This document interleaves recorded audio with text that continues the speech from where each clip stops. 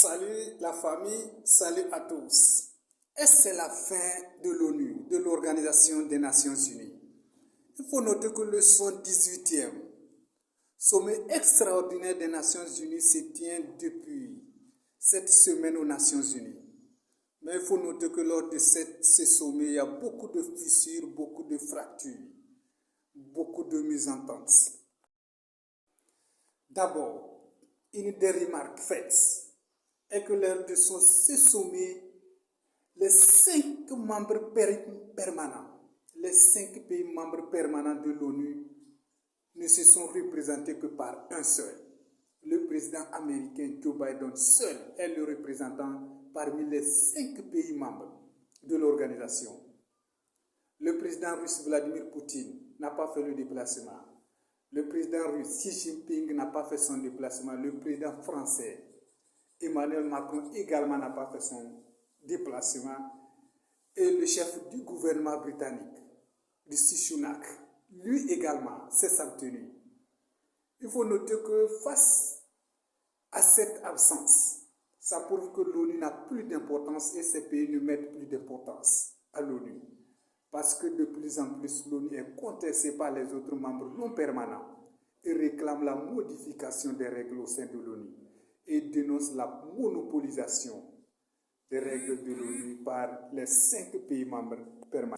On peut désormais noter la victoire des autorités militaires nigériennes sur la France.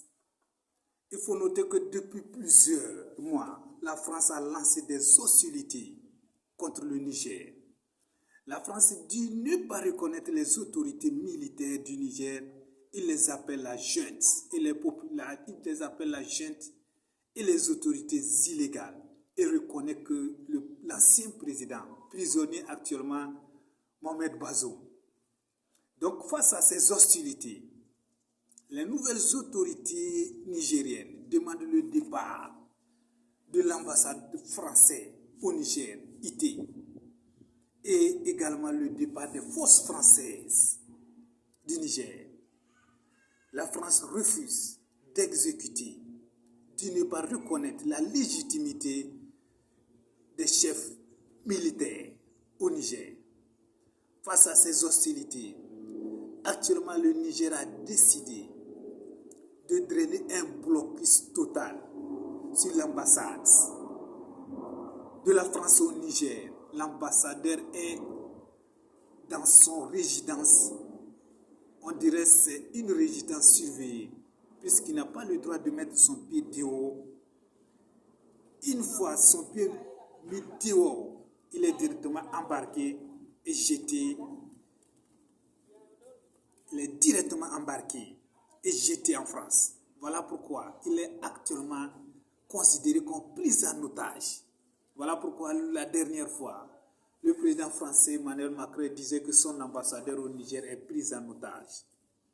Voilà, qu'il est pris en otage et il dénonce la situation. Maintenant, concernant également les bases militaires françaises au Niger, concernant les bases également, elles aussi sont au sol et ne peuvent même pas faire un mouvement, pas un seul mouvement depuis tout ce temps-là. Ils sont au sol. Actuellement, la difficulté qu'ils rencontrent est que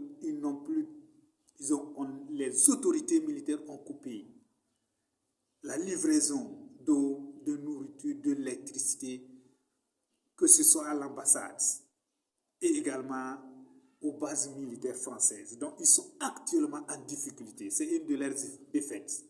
Ils sont en difficulté actuellement. Jusqu'à ce que le président français a décidé d'engager des négociations avec ses autorités militaires. Donc, il dit ne pas reconnaître. Ça, c'est une de leurs victoires.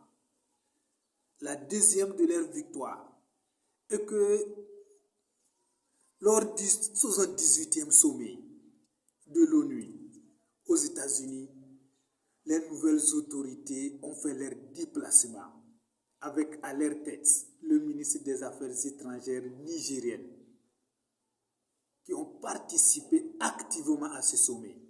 Ça veut dire que désormais, les Nations Unies reconnaissent les autorités militaires du Niger. Et donc, Bazoum est déclassifiés, et l'ancien ministre des Affaires étrangères du Bazoum, Massaoudou, qui se disait jusqu'alors ministre des Affaires étrangères, est écarté parce qu'il voyait son homologue puissamment représenté aux Nations Unies. Ça, c'est la deuxième également victoire des autorités militaires du Niger, puisque la communauté internationale, à savoir l'ONU, les reconnaissent actuellement. La France est impuissante face à ce fait-là. Et le troisième élément est qu'actuellement, le représentant de l'Union européenne a effectué un déplacement au Niger pour rencontrer les nouvelles autorités militaires. Je dis bien le représentant de l'Union européenne est au Niger pour rencontrer le premier ministre de la transition, Lamine Zen. Ça signifie quoi? Si l'Union européenne reconnaît les nouvelles autorités militaires, alors que la France fait partie de l'Union européenne, par ricochet, il faut dire que la France également est forcée de reconnaître ces autorités militaires, il n'a pas de choix. Ça, c'est la troisième victoire des autorités du Niger. Et face à tous ces éléments que je viens de citer, ça veut dire que le Niger sort gagnant du jeu. Et également la CEDEAO est impuissant parce qu'il ne pourra plus intervenir.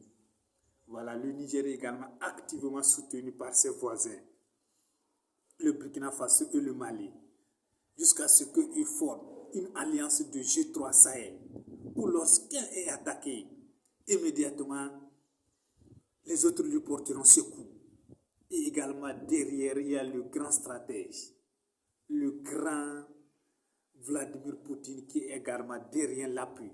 Face à cet appui de Vladimir Poutine, les Occidentaux font marche arrière. Écoutez les déclarations des uns et des autres.